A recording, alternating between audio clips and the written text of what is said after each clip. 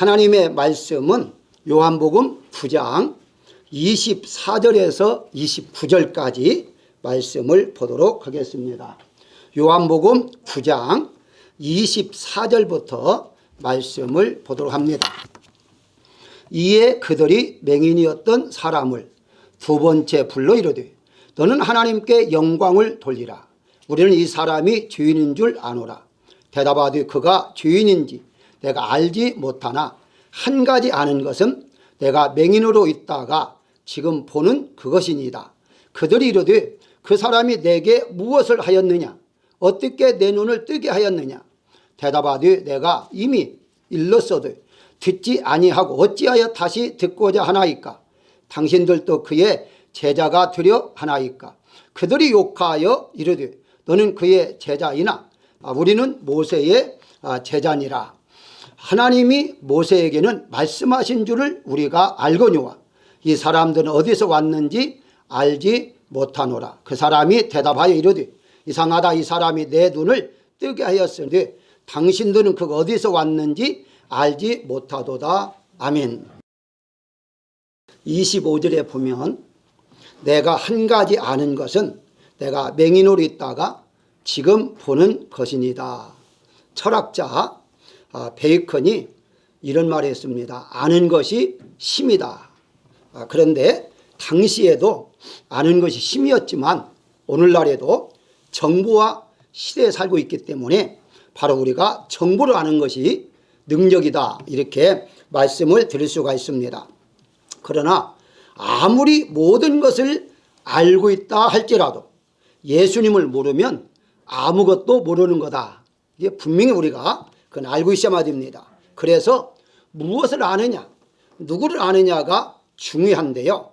우리는 예수님을 알아야 하는 것이고 성경을 아는 것, 이게 바로 하나님의 은혜다. 이렇게 말씀을 드릴 수 있습니다. 본문에 소개된 시각장애인은 나면서부터 앞을 보지 못했기 때문에 글을 몰랐습니다. 뭐 당연하죠. 어떻게 글을 배우겠습니까?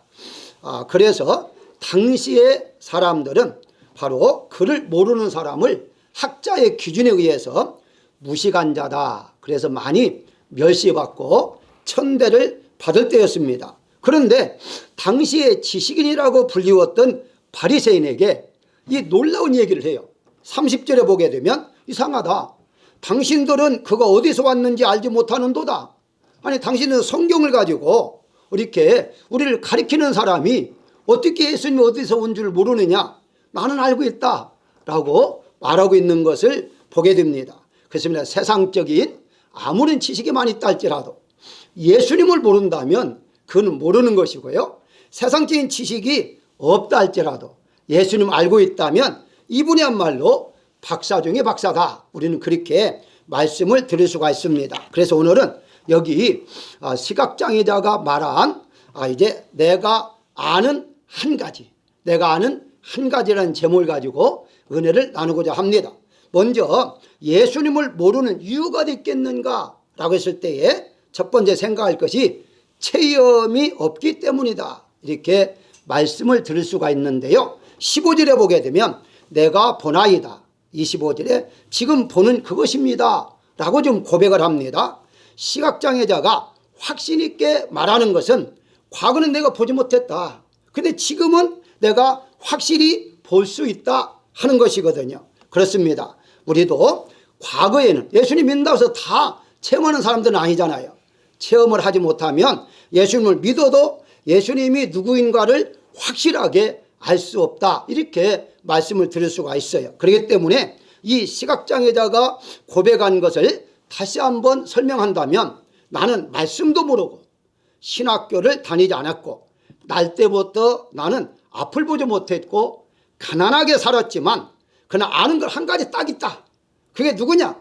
바로 예수님이 나를 보겠다 하는 것입니다. 예수님이 나의 눈을 뜨게 했다. 예수님이 누구인지 나는 안다 하는 것을 분명히 말하고 있는 것이죠. 물론 지금 이 순간까지는 예수님 누군지를 모릅니다. 그러나 나중에 이제 점차적으로 예수님이라는 것을 알게 된다는 사실이죠. 그래서 우리가 고백할 것은 단어도 많이 아는 것도 중요하지만 내가 정말 한 가지 아는 것, 다른 걸 몰라도 한 가지 아는 것, 그게 바로 예수님은 나의 생명이십니다. 예수님은 나의 구세주입니다. 예수님은 나의 생활이십니다. 이것만 안다면 오늘 본 말씀의 설교 전체가 내포되어 있다, 이렇게 말씀을 드릴 수가 있습니다. 기독교는요, 죽은 신을 믿는 것이 아니라 살아계신 하나님을 믿는다, 이렇게 말씀을 드릴 수 있는데요. 즉 지식, 머리에만 있는 하나님이 아니라는 것입니다. 머리에만 있는 하나님은 이미 죽은 신을 믿는 것과 같아요. 왜냐하면 일반 종교는 다 머리로 믿잖아요. 자기 생각으로 믿잖아요. 자기를 위해서 믿잖아요. 그런데 기독교는 죽은 신을 믿는 게 아니라 살아계신 하나님을 믿기 때문에 생활 속에서 하나님 우리에게 역사하는 것을 날마다 순초마다 느끼면서 우리가 살아갈 수 있다는 거죠. 그래서 기독교를 가리켜서 체험의 종교라, 이렇게까지 말하고 있는 것이죠. 예수님께 여러분들의 생활 속에 직접 개입하셔서 변화를 일으켜주시고 계심을 우리는 느끼고 살아가야 한다는 것이죠. 자, 바리새인도 어떻습니까? 바리새인들도요, 한마디로 하나님을 믿었어요. 그리고 성경에 보니까 오실 메시아를 믿었습니다. 그러니까 오실 메시아를 믿었는데 정작 오신 예수님은 메시아로 보지 않았다는 거예요. 왜 그랬을까요? 지식으로만 믿었기 때문에 실제로 예수님을 보지 못했다, 이렇게 말씀을 드릴 수가 있는 것이거든요. 그래서 우리가 지식으로만 알고 있지 말고 실질적으로 생활 속에서 하나님의 살아계심을 체험하면서 우리가 신앙생활을 해야 한다는 것이죠. 자, 예를 한번 들어볼까요? 본문의 20절에 보게 되면 그 부모가 대답하여 이르되 이 사람이 우리 아들인 것과 맹인으로 난 것을 아나이다 라고 말해요. 그러니까 이 바리새인들이, 종교 지도자들이죠, 불러요. 엄마를 불러가지고 이게 이 아이가 맞느냐 라고 물었을 때에 아이는 맞는다, 맞다. 그런데 21절에 어떻게 대답합니까? 그러나 누가 눈을 뜨게 하였는지는 알지 못합니다 라고 발뺌을 해요. 과연 부모가 정말 아이가 누가 고쳐준 걸 몰랐나요? 아니요. 성경에 다시 한번 볼까? 22절에 예수를 그리스도라 시인하는 자는 출교하기로 결의하였으므로 그들을 무서워함이라 라고 말합니다. 그러니까 우리가 일반적으로 생각할 때에 나면서부터 눈을 못 떴잖아요. 얼마나 불쌍해요. 그런데다가 가난해서 그를 이렇게 제대로 보살피지 못했습니다. 부모 입장에서는요, 그런 자녀, 즉 아들이 눈을 떴다, 얼마나 기쁩니까? 정말 춤을 추면서도 기뻐할 수 있고 자기 생명을 던지서라도 신할 수가 있잖아요. 그런데 어떻습니까? 부모가 발뺌하잖아요. 왜 그럴까요? 직접적으로 자기가 체험하지 못하기 때문이라는 사실이에요. 우리도 마찬가지예요. 누가 아프다고 하면요, 내가 아픈 것과 전혀 느낌이 차이가 납니다. 왜냐하면 나는 이제 몸으로 내가 느끼잖아요. 아픔을 느끼잖아요. 내 아픔은 상대방이 아픔과 똑같이 느낄 수가 없다는 거예요. 그러니까 상대방 아픈 것을 우리가 그대로 느끼지 못한다 하는 말은 그것은 그만큼 이해할 수가 없다 하는 거죠. 그러니까 아프다고 하면 아프냐? 약 먹어라, 쉬어라, 이 정도밖에 할 말이 없잖아요. 마찬가지입니다. 우리가 하나님 믿으면서 직접적으로 살아계신 하나님을 체험하면서 신앙생활을 하면 이분의한말로 날마다 생활 속에 기쁨이 있고 넘치죠. 즐거움이 있죠. 그런데 그걸 못 느끼고 신앙생활하는 사람은 항상 불평하고 불만하고 이제 그렇게 신앙생활을 할 수밖에 없다는 사실이거든요. 그리고 부인할 수밖에 없습니다. 아니, 부모도 부인하잖아요. 얼마나 불쌍해요. 그런데 부인하잖아요. 모른다. 나는 이 아들은 내 아들인 줄 아는데 누가 눈을 뜨게 했는지 나는 모른다, 딱 발뺌하는 것을 보고 있습니다. 그렇습니다. 누구든지 이와 같은 신앙생활을 이제 우리가 분석해 볼 때에 정말 어떤 환경 속에서도 내가 한 가지 아는 것은 예수님은 나의 생명이십니다 하는 그런 고백이 날마다 우리에게 있어야 할 것입니다. 두 번째는 예수님을 모르는 이유에 있어서 율법 중심으로 살았기 때문입니다. 다시 28절에 우리는 모세 제자라고 하잖아요. 모세 제자다. 즉 예수님께서 시각장애자를 고쳐주심에 대해서 바리새인들은 16절에 안식일을 지키지 아니했다고 율법에 따라 죄를 범했다라고 죄인 취급을 합니다. 유대인들이 지키는 율법은요, 이미 알지만 공부하는 마음으로 두 가지가 크게 있습니다. 첫 번째는요, 약한 율법이라고 그래요. 그 약한 율법에라고 하는데 그것을 이제 부전된 율법이라고 그래요. 뭐 그것보다 약하다 이런 말은 쓰지 않지만 어쨌든 이제 기록된 율법이라는 것은요 모세 오경을 기록된 율법이라고 그래요. 그러니까 이 기록된 율법은 반드시 지켜야 하는 것이고 그 다음에 이제 또 하나의 만든 게 부전으로 내려오는 부전된 율법이라고 하는데 이것을 마가복음 7장 3절에서는 장로들의 전통이라고 말을 해요. 그러니까 대대 내려오면서 이제 그 성전 안에서 혹은 회당 안에서 지켜야 할 것들을 기록해 놓은 것들 이건 오늘날 말하자면은 교리라 이렇게도 말하기도 해요. 어쨌든 이들은 율법이라고 내세우면서 이걸 반드시 지켜야 한다는 거예요. 자 그렇다면 지금 예수님을 왜 죄인으로 취급했느냐? 율법을 보냈다는 거예요. 그리고 율법이 뭐 어떤 율법이냐? 성경에 나오는 율법이 아니라 성경을 토대로 만든 바로 장로들의 전통인데요. 이걸 미수나라고 그래요. 우리가 잘 아는 대로 탈무드가 있잖아요. 그 미수나가 있잖아요. 이 미수나라고 하는데요. 거기에 법에 걸렸다는 거예요. 그리고 그 법을 지키지 않았다는 거예요. 그러면 얼마나 황당하게 이들이 말하고 있는가 한번 볼까요? 가장 먼저 예수님께서 여기 본문에 보게 되면 안식일을 범했다고 하잖아요. 그럼 안식일에는 그들이 아무것도 하지 말라고 하는 법을 만들어줬어요. 자, 첫 번째 어떤 법을 어겼느냐? 안식일에는 반죽하는 일을 금했어요. 반죽하는 일 무슨 말이냐? 음식을 만들지 못하게 했어요. 그 음식을 만들려면 밀가루를 반죽해야 하잖아요. 근데 그 반죽을 하지 못하게 금한 것은 음식을 만들어 먹지 말라. 전에 이제 미리 만들어 놓고 먹어라 이거거든요. 그러면 예수님이 음식을 만드는 게 아니잖아요. 지금 현재 지금 나면서부터 눈을 이제 앞을 보지 못한 사람에게 진흙을 가지고서 그래서 진흙을 이렇게 이겼잖아요. 이겨가지고 발라줬어요. 그러니까 이 진흙을 반죽했다 해가지고 이게 안식을 범했다는 거예요. 우리가 듣기에 얼마나 황당합니까? 그런데도 법을 어겼다는데 어떻게 합니까? 두 번째 법은 무엇이냐면요. 물질을 서로 섞는 일을 못하게 했어요. 그건 무슨 말이냐? 이 음식을 만들려면 밀가루만 가지고는 음식을 못 만들잖아요. 그러면은 기름을 갖다가 이제 놓고서 음식을 만듭니다. 그 기름과 밀가루를 섞지 못하게 해요. 그것이 이제 법으로 금지됐어요. 한마디로 음식을 먹지 말라, 만들지 말라 이 말이거든요. 그런데 지금 예수님께서 침과 흙을 섞었잖아요. 그걸 이제 물질과 물질을 섞지 말라고 했는데 섞었다 해가지고 두 번째 죄예요. 세 번째는 무슨 죄인 줄 아십니까? 안식일에는요 아픈 사람에게도 상처를 치료해 줄 수가 없어요. 상처를. 그런데 눈에다가 흙을 발라줬다, 상처를 치료해 줬다 이거거든요. 이 세 가지 제목이에요. 그러니까 이 바로 안식일을 범한 죄인이다. 얼마나 지금 들어보면은 황당합니까? 그런데 이 사람들이 종교 지도자이고 자기들이 만든 법에 걸리면 걸리는 거예요. 그러니까 이들은 예수님은 죄인이다라고 말하는 것이고 그 다음에 이 시각장애자는 아니다라고 지금 말하고 있는 것이거든요. 결국 뭐 시각장애자가 말하는 말이 맞습니다만은 이런 것을 이렇게 안 받아들이니까 34절 어떻게 했습니까? 이 장애자를 쫓아내 보내니라 그래요.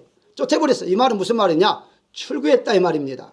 당시의 출교는요 엄청난 무서운 이제 출교입니다. 왜냐하면은 출교라는 자체는 사회에서 완전히 매장되는 거예요. 그냥 지금처럼 이 교회에서 못 나오게 하면 다른 교회 간다. 그런 시대가 아니에요. 시대가. 지금 시대를 생각하면 전혀 우리가 이해를 못합니다. 그래서 출교가 두 가지가 있어요.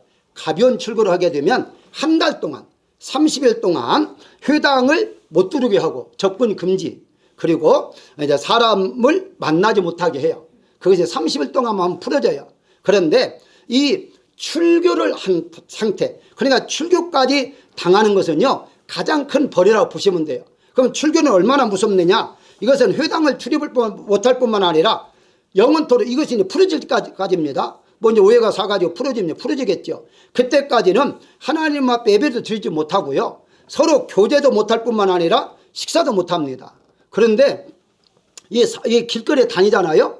다니게 되면 반드시 사규핏을 떨어져야만 돼요. 사규핏 이렇게 말하니까 여러분 이해를 못할 거예요. 센티미터는요 1.1m 80cm입니다. 지금 여러분들이 코로나 때에 그 거리 제한을 두잖아요. 그 제한이 얼마입니까? 6피트잖아요. 6피트가 1m 80cm예요. 이게 성경을 통해서 거리두기가 그때부터 생긴 거예요. 그러니까 적어도 전염병을 방지하기 위해서는 이 정도 거리를 해야 한다. 그게 한마디로 전염병 취급을 하는 거예요. 교인을. 출교당한 사람은 전염병 취급할 정도로 거리두기를 했어요. 그러니까 완전히 사회 매장하고 어떤 물건도 사지를 못해요. 왜냐하면 이 물건 안 팔아요. 왜냐하면 죄인이니까. 그 정도인데 바로 이 지금 이 시각장애자는 출교를 당했다. 그래도 예수님을 만남으로 말미암아 이 사람은 기쁨이요 즐거움을 느끼고 살았다는 사실을 볼 수가 있습니다. 그런데 정말 이들이 우리가 알고 지나갑시다. 어차피 말씀이 나왔기 때문에 정말 그러면 모세 율법을 믿었느냐는 거예요. 자기들이 모세 제자다고 하잖아요. 그런데 그렇지 않아요. 예수님께서 분명히 지적을 합니다. 요한복음 5장 46절에서 모세를 믿었다면 또 나를 믿었으리니 이는 그가 나에 대하여 기록하였음이라 라고 말을 해요. 정말 이들이 모세의 율법을 믿었다면 그 속에 말씀 속에 예수님을 가리키는 것이고 예수님을 믿어야만 되는데 예수님을 안 믿었다는 말은 사실은 모세가 이제 기록된 모세 오경 즉 율법도 안 믿었다는 거예요. 그러면서 이어서 요한복음 5장 47절에 그의 글도 믿지 아니하거든. 하물며 나를 믿겠느냐? 글을 안 믿었다는 거예요. 하물며 율법을 안 믿었다는 거예요. 그러면 그들의 믿었던 것이 무엇이냐? 자기들이 만든 교리를 믿은 거예요. 여러분 조금 죄송합니다만은 오늘날 이제 기독교가 이제 좀 왕성하다 보니까 각 교단마다 이렇게 교리를 만들어요. 그 어떤 문제가 생기면 그 교리에 대해서 치료를 하거든요. 그런데 그 교리가 성경에 맞는 것도 있지만요. 황당하게도 성경에 맞지 않는 것 가지고도 치료할 수가 있어요. 지금 그걸 말하는 거예요. 이들은 성경의 말씀보다는 자기들이 만든 법, 이 법에 어긋나면 죄인이고 어긋나지 않으면 의인이에요. 그래서 자기들은 다 의인이라고 하는데 예수님은 아니다라고 지금 말하고 있는 것입니다. 그래서 우리가 법도 중요하지만 너무나 법법하다 보면 이제 예수님을 잃어버릴 수가 있다. 이들은 법하다 보니까 법만 지키는 데는 참 잘했어요. 금식도 잘하고 기도도 잘했어요. 그런데 실질적으로 그 안에 예수님 메시아를 받아들일 마음은 없었다는 사실이에요. 그렇습니다. 사랑하는 여러분들, 우리가 율법 중심으로 사는 것도 중요하지만 은혜로 살아야 됩니다. 은혜로. 하나님께 우리가 주신 은혜로 살게 되면 여기 율법의 자유함을 느끼고 우리가 얼마든지 기쁨으로 즐거움으로 예수님을 믿을 수가 있는 거죠. 그래서 은혜로 사는 사람들은요, 교회 예배 드리는 것도 즐겁고 교회 오는 것도 즐거운데 법에 매인 사람은 와서도 짜증나고 불편하고 그저 뭐 또 하라고 하는갑다 또 하라나 보다 오늘은 누구를 때릴까 이런 생각만 가지고 설교를 들으니까 설교가 어떻게 은혜 되겠습니까? 그리고 돌아가면서 하는 말이 또 가관이에요. 집사님 오늘 목사님 집사님 때리던데. 아니야 내가 듣기는 집사님 때리던데. 이런 식으로 서로 말하고 가는 거예요. 그런 게 어디 있습니까? 누굴 때리고 누구를 그런 게 어디 있겠어요. 어쨌든 법만 너무 인간적인 법을 앞서다 보니까 정말 우리가 믿어야 할 예수님은 없어졌더라 이 말입니다. 세 번째 생각할 것은 예수님을 모르는 이유에 있어서 배우려 하지 않았기 때문이죠. 다시 34절에 우리를 가르쳐느냐 그래요. 얼마나 기분 나쁘겠어요. 무식한 사람이 말이야. 예수에 대해서 증거하고 이제 말씀에 대해서 증거하니까 얼마나 정말 황당하겠습니까? 그러다 보니까 우리를 가르쳐 가느냐라고 말하죠. 그런데 옛날에 우리 한국 속담에 3살 어린 아이에게서도 배울 점이 있다는 속담이 있습니다. 우리 배우는 것은요 평생 배워야 돼요. 어느 정도 우리가 알고 있다 아는 것이 얼마나 알고 있겠어요. 그래 평생 우리가 배워야 할 것인데 이들은 우리를 가르치려고 하느냐 배우려고 생각하진 않아요. 그냥 알고 있는 것으로 그냥 살고 있는 거죠. 예수님을 모르면 모든 것을 모르는 것이기 때문에 예수님을 믿는 순간부터 우리가 예수님을 안다는 쉬운 건 아니에요. 그렇지만 우리가 점점 예수님을 알아갈 수 있다는 거죠. 또 알아가야 하는 것이고. 자, 그러면 오늘 본문에 나오는 이 지금 시각장애자는 어떻게 지금 알아가고 있는가를 한번 잠시 볼까요? 처음부터 이 시각장애자도 예수님인 줄 몰랐어요. 자, 그러면 첫 번째 생각할 것이 육신의 눈만 뜨는 데에만 관심이 가지고 있었기 때문에 10절에 보게 되면 내 눈이 어떻게 떠졌느냐라는 질문에 11절에 예수를 하는 사람이 나의 눈을 떠줬습니다 라고 말을 해요. 그러니까 보통 사람으로 봤어요. 그중에 좀 특별한 사람 정도 된다. 이렇게 처음에 보았던 거죠. 정말 이분이 구세주다라는 생각은 아직 못했던 상태죠. 처음에. 오직 예수라는 분이 눈을 뜨게 한다. 그러면 나도 눈을 좀 뜨야겠다. 이런 정도였지. 그저 예수님이시니까 내가 영접해야지. 이런 것은 아니었습니다. 그러면서 이제 조금 더 나아가서 두 번째 보게 되면 다시 종교 지도자를 질문을 해요. 질문 어떻게 합니까? 17절에 그 사람이 그러면 어떠한 사람이냐 물어요. 사람이다 하니까 그러면 어떤 사람이냐 물으니까 거기에 대답이 어떻습니까? 선지자입니다라고 대답을 해요. 그러니까 이제 사람으로 보았다. 생각해 보니까 선지자구나 하는 걸 알게 되죠. 뭐 생각보다도요. 사실 한국에도 그렇지만 우리 어떤 법에 문제가 생겨서 그걸 해결하기 위해서 법원에 자꾸 왔다 갔다 하고 재판하고 하다 보면요. 웬만한 사람은 법을 어느 정도 안답니다. 그러니까 지금 현재 이 글이 어디 뭐 길거리에서 만나가지고 이렇게 지금 말한 게 아니에요. 지금 내용이 지금 심판받는, 재판받는 거예요. 재판장에 끌려가가지고 이제 재판을 받는 거예요. 그러니까 몇 번 불러다닌 거죠. 불러다니면서 그러면서 이 지금 시각장애자도 그렇구나. 이분이 보통 분이 아니구나. 알고 봤더니 선지자네. 이렇게 이제 한 걸음 더 나아가게 했다는 것이고요. 그 다음에 세 번째 대답 볼까요? 33절에 하나님부터 오지 아니하였으면 아무 일도 할 수 없습니다. 그래서 이분은 바로 하나님이 보내신 분입니다라는 고백을 해요. 그걸 어떻게 말하죠? 예수님 이걸 가리켜서 인자라고 말합니다. 인자. 내가 인자로 왔다. 그러면서 본문에 나오잖아요. 인자를 믿느냐? 이렇게 물으니까 바로 믿나이다 라고 말하잖아요. 결국 무슨 말입니까? 바로 내가 보니까 이분은 예수님이십니다. 다시 말해 인자입니다. 하나님의 아들입니다. 그렇게 지금 고백을 하는 거예요. 그러고 난 다음에 마지막 37절에 보게 되면 예수님이 직접 나다 라고 말하니까 어떻습니까? 내가 그를 보았거니와 지금 너와 말하는 자가 그이다. 그러니까 38절에 내가 믿나이다 하면 엎드리잖아요. 완전히 이분이 바로 하나님이시며 하나님의 아들이시며 메시아구나 하는 걸 알게 되어서 엎드릴 수밖에 없었다는 사실입니다. 진정한 경배가 여기에서 나오게 되죠. 자, 한 가지씩 한번 생각해 볼까요? 처음엔 사람으로 봤다가 선지자로 봤다가 인자로 봤다가 완전히 주님 내가 믿나이다 라고 엎드리는 과정 속에서 바로 이제 예수님이 누구인가를 알아가고 있다는 것을 볼 수가 있어요. 우리가 처음부터 예수님을 안다는 건 쉽지 않아요. 그러나 시간이 갈수록 예수님이 누군가를 알아가야 한다는 거죠. 모르면 배워야 한다는 거예요. 성경을 통해서 배울 때에 이분이 이런 분이구나 하면서 믿음의 성장해 갈 수가 있는 것인데 이렇게 하지 아니하면 이 바리새인들처럼 자기 아는 걸로 끝나요. 멈춰버려요. 그러니까 10년 전에 아는 거 그대로 멈추고 20년 전에 아는 거 멈추고 그래서 어떤 분은요 항상 얘기하다 보면 어렸을 때에 주일학교 다닐 때에 이 말만 계속 반복하는 분이 있어요. 아니 주일학교 다닐 때 안 것보다 지금 아는 게 더 깊어야 할 거 아닙니까? 그런데 주일학교 때에 배웠던 거 그것만 이제 계속해서 말하는 분이 있는데요. 그것이 멈춰 있다는 사실이에요.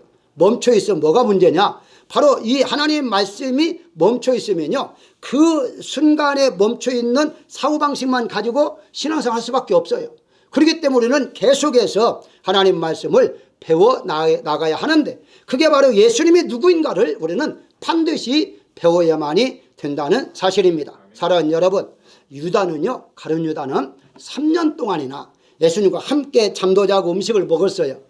그랬는데 결국 어떻습니까? 숙식을 같이 했지만 예수님을 모르기 때문에 예수님을 판 사람이 되었다는 사실이에요. 왜 그럴까요? 그는 오로지 물질적인 것만 신경 썼지 정말 예수님이 나의 구세주인가라는 생각은 하질 않았던 거예요. 그러니까 우리가 정말 예수님이 누구인가를 확실하게 분명하게 우리가 알아야 한다는 것입니다. 마지막으로 예수님을 모르는 이유에 있어서 자신을 모르기 때문이다 하는 말씀을 드리고 싶습니다. 40절에 보게 되면 이들이 이런 말을 해요. 우리도 맹인인가? 그러잖아요. 맹인인가? 율법 즉 성경을 가르치는 학자들 하는 말이 우리도 맹인인가? 라고 지금 말하고 있는 거예요. 자신들이 누구인지를 모르고 있어요. 자기들은 안다는 거죠. 많이 아는데 우리가 그러면은 알고 있는 게 잘못됐나? 우리가 맹인인가? 이렇게 생각하고 있는 것이거든요. 그렇습니다. 이 말은 바로 자기들은 죄인이 아니다. 죄인은 예수님이다. 우리는 의인이다. 이렇게 보는 거죠. 그런데 다시 예수님 어떻게 말씀합니까? 41절에 본다고 하니 너희 죄가 그대로 있느니라. 예수님은 그들이 죄인이라고 지금 말하고 있는 거예요. 본다고 안다고 하는데 정말 네가 알고 있지를 않아. 모르고 있는 거야 라고 지금 말하고 있는 것이죠. 그렇습니다. 자신들이 모르고 있었기 때문에 자신들이 사실은 무식한 자죠. 어떻게 보면 시각장애자가 유식한 자가 되었다, 이렇게 볼 수가 있는 것입니다. 우리 잘 아는 바울이 사울로 있을 때 어떻습니까? 사울로 있을 때에 율법을 제대로 배운 사람 아닙니까? 빌립보서 3장 5절에 보게 되면 베냐민 지파라고 했고요, 바리새인 중에 바리새인이고 최고의 랍비라는 선생이거든요. 가말리엘에게서 배운 율법사였다라고 그래요. 그리고 당시에는요, 지금이 영어가 세계 공통어라면 당시에는요 헬라어가 세계 공통어였습니다. 그런데 바울은 이 사울 때에 헬라어에도 능통한 사람이었어요. 그리고 로마의, 그때는 정치할 때는 정치가 로마는 최고였거든요. 로마의 시민권을 가지고 있었어요. 모든 걸 하나도 부족한 점이 없었습니다. 다 가지고 있었어요. 그런데 딱 한 가지 없었던 게 있었는데 예수님을 몰랐던 거예요. 그래서 예수님께서 다메섹 도상에 나타나셔가지고 가장 먼저 하신 일이 무엇입니까? 눈을 보이지 않게 했어요. 그래서 사람에 의해서 끌려서 가서 3일 동안 전혀 보지 못하고 식음을 전폐하고 있었다라고 그래요. 왜 하나님께서 많고 많은 하나님 역사가 있는데 왜 바라보지 못하게 했을 것인가? 그것은 바라보지 못함을 통해서 깨닫게 하는 거죠. 네가 알고 있는 거, 네가 가지고 있는 거 아무것도 아니다. 정말 네가 알아야 할 것은 예수 그리스도라는 것을 알게 하기 위해서 이제부터 다시 눈을 뜰 때에는 나를 보는 눈이 되어라. 네가 다시 눈을 뜰 때에는 율법을 보는 것이 아니라 종교 지자를 보는 것이 아니라 바로 나를 보는 눈이 되어라 하는 의미에서 눈을 감겼다라고 말하는 학자들도 있습니다. 어쨌든 이제 이 사울이 있을 때에 바울은 그런 사람이었는데 이제 예수님 만난 다음에 다 버리잖아요. 배설물처럼 여기잖아요. 그것이 바로 잘못됐다는 게 보다도 내가 알고 있는 게 잘못되었구나 하는 것이죠. 나를 알아야 하는데 나를 알아야 하려면 어떻게 합니까? 예수님을 알아야만 됩니다. 예수님을 알면 나를 아는 거예요. 근데 예수님을 모르면요 나도 모를 수밖에 없다는 사실을 우리가 알아야 할 것입니다. 그러니까 결과서는 예수 믿는 것은요 예수님을 아는 것이고 나를 아는 것입니다. 그러니까 내가 예수님 아무리 믿어도 내가 누구인지를 모르면 예수님이 올바로 믿은 사람이 아니다, 이렇게 볼 수가 있거든요. 욥기서를 보게 되면 여러분 잘 알다시피 욥이 어떻습니까? 욥의 주변 사람들이 욥이 고난을 당하니까 가장 먼저 옆에서 위로해주고 함께 도와줄 아내가 욥기서 2장 9절에 이렇게 말을 해요. 하나님 욕하고 죽어라 그랬다고 하잖아요. 아니 잘못과 자살 때에는 여보 당신 그냥 한이 해가면서 얼마나 많이 했겠어요. 근데 막상 이제 어려움이 당하니까 하나님 욕하고 죽어라 이렇게까지 하고 성경은 말하고 있습니다. 주변에 친구도 어떻습니까? 친구들이 와가지고 위로한답시고 죄인이기 때문에 네가 고난을 당하는 거야. 고난을 당하는 것은 네가 하나님 앞에 뭔가 죄를 범했기 때문이야. 네가 회개를 해야 해. 그러면서 얼마나 욥의 마음을 아프게 했습니까? 왜 그랬을까요? 그들은 자기 자신을 몰랐어요. 자기 자신이 최고인 줄 알았어요. 자기들은 말씀대로 잘 살고 있는 줄 알았어요. 욥만 말씀대로 안 살았기 때문에 고난당한 줄 알았기 때문에 그런 말을 한 거예요. 그런데 욥은 그런 과정을 통해서 배우기 시작합니다. 그러면서 하나님에 대해서 깊이 알게 되고 그러면서 하나님에 대해서는 입으로 범죄하지 않겠다고까지 이제 신앙이 성장하는 것을 볼 수가 있습니다. 사랑하는 여러분, 내 자신을 아는 게 중요해요. 다른 사람을 아는 게 중요하지 않고 내 자신을 아는 게 중요해요. 어떤 사람이 이렇게 말합니다. 난 당신 너무 잘 알아 그러는데 자기나 잘 좀 알지. 자기도 모르면서 너 당신을 잘 안다는 거예요. 얼마나 압니까? 내 몸이 아닌데 얼마나 압니까? 내 몸을 가지고 있는 나도 잘 모르는데 다른 사람은 얼마나 알면 얼마나 알겠습니까? 여러분 소크라테스가 이런 말을 하잖아요. 내 자신을 알라. 얼마나 유명합니까? 아니 성경에 예수님께서 내 눈에 있는 들을 보라, 들보를 보라, 내 자신을 알라는 말이거든요. 그런데 예수님 말씀하는 것은 잘 기억하지 않고 이 소크라테스 하는 말은 다들 기억하고 있어요. 왜 그런 줄 아십니까? 소크라테스가 이 말 한 이유가 있어요. 내 자신을 알라는 말은요, 나는 아무것도 모른다는 사실을 나는 안다라는 그 말을 했어요. 무슨 말이냐? 내가 철학자지만 내가 다 안다고 하는데 사실은 나는 아무것도 모르는 거 알고 있다. 그런데 당시에는 철학자들은 대단한 사람들이거든요. 근데 철학자들이 하는 말이에요. 그들이 하는 말이 내 자신 알라는 말은 너희가 모른다는 것을 지금 모르고 있어. 너희들보다 내가 더 나은 것은 나는 내가 모르고 있는 걸 알고 있는 사람이야. 다시 말씀드리면 자기의 부족함을 알고 있었다는 것이고, 다른 철학자들은 자기 자신이 부족함을 몰랐다는 거예요. 철학이 알고 있다고 해서 다 아는 줄 알았어요. 오늘날 조금 뭔가 알고서 다 아는 척 하는 사람들이 있는데요, 그건 아는 것이 아니라고 분명히 말씀하고 있는 것을 우리가 볼 수가 있습니다. 그렇습니다. 우리는 모두가 다 죄인임을 알아야만 됩니다. 죄인임을 깨달을 때에 예수님 앞에 더 가까이 나아갈 수 있다는 것이고, 예수님을 나의 구세주로, 왜? 내가 죄인이니까 죄를 사하를 받으려면 나의 죄를 사해주는 구세주가 필요하다는 사실을 우리가 알아야 할 것입니다. 결론적으로 말씀을 드리면 고린도전서 8장 2절에 보게 되면 이런 말씀을 해요. 만일 누구든지 무엇을 아는 줄로 생각하면 아직도 마땅히 알 것을 알지 못하는 것이라 라고 말을 해요. 아는 줄로 생각하면 그 사람 모르는 것이다.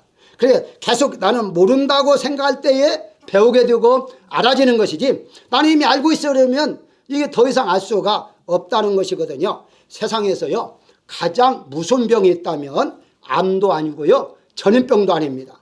자신을 모르는 병이 가장 무서운 병이다. 저는 그렇게 말씀을 드리고 싶어요. 자신을 모른다는 것은요 예수를 모른다는 것입니다. 그렇기 때문에 예수님을 모르는 것이 가장 큰 병이다, 이렇게 말할 수 있잖아요. 왜냐하면 세상에 어떤 병이든지 육신적인 이제 생명만 앗아가는 것이지 영혼까지는 건들지 못해요. 그런데 예수님을 모른다는 말은요 우리의 영혼까지 영원히 형벌을 받게 하는 병이기 때문에 가장 무서운 병이 예수님을 모르는 병이다, 이렇게 말씀을 드릴 수가 있어요. 소크라테스도 나오고 오늘은 또 다른 사람들이 많이 나옵니다만은 스티브 잡스가 하는 말이 있잖아요. 제가 이제 인터넷 서치를 한번 해봤더니 그 말에 나오더라고요. 이 사람이 이제 한 말이 있습니다. 한 말이 뭐냐면, 나는 이제 그 소크라테스와 함께 점심을 먹을 수 있다면 애플이 가지고 있는 모든 기술과 맞바꾸겠다라고 말을 했대요. 아니, 소크라테스가 얼마나 대단하면 자기가 가지고 있는 애플 얼마나 대단합니까? 애플 그거 기술을 다 맞바꾸더라도 점심 한 끼를 같이 먹겠다라고 고백한 말이 나오더라고요. 여러분, 제가 그걸 보면서 참 이분 참 안타깝다, 정말 대단한 인물인데 만약에 이런 말을 남겼다라면 내가 예수님과 함께 점심을 먹을 수만 있다면 나의 모든 걸 드리겠다라는 말 한번 남겼다면 얼마나 참 좋았을까, 이런 아쉬움이 있더라고요. 예수님 모르니까 이런 말을 못하는 거예요. 정말 예수님을 안다면 내 생명이신데, 나의 생명이신데 어떻게 이런 소크라테스 같은 사람과 이렇게 점심을 같이 먹는다 하는 것이 대단한 영광으로 생각할 수가 있겠습니까? 그렇습니다. 우리가 분명히 고백할 게 있습니다. 나는 내일 일은 모릅니다. 그러나 내가 한 가지 아는 것은 예수님께서 나의 내일을 보장해 줄 것을 믿습니다. 내일 일은 난 몰라요, 하루하루 살아라는 노래도 있잖아요. 그렇습니다. 우리가 내일 일은 아무것도 모릅니다. 그러나 예수님께 책임져 줄 것을 나는 믿는다라는 고백이 필요하다는 사실입니다. 그렇습니다. 사랑하는 여러분들, 우리는 내일에 대해서 알지 못하고 하루하루 살아가요. 우리의 생활도 그렇습니다. 나의 가정도 그렇습니다. 그런데 나는 아무것도 모르지만 하나님께서는 나의 마음을 알아줄 것입니다. 나의 생활은 아무도 모르지만 하나님은 나를 알고 계십니다. 그 한 가지 알고 있다는 것 자체만 가지면 우리는 얼마든지 승리하며 살 수가 있을 것입니다. 그래서 우리의 입술의 고백은 내가 아는 한 가지, 예수님은 나의 생명이십니다. 예수님은 나의 구세주입니다. 예수님은 나의 모든 것입니다 라는 그런 한 가지만 안다면, 한 가지 원하는 것이 있다면, 여러분들 한 가지 원하는 것이 있다면 바로 예수님만 한 가지 아는 것입니다. 이런 고백이 여러분들의 입술에서 나오기를 주의 이름으로 축원합니다.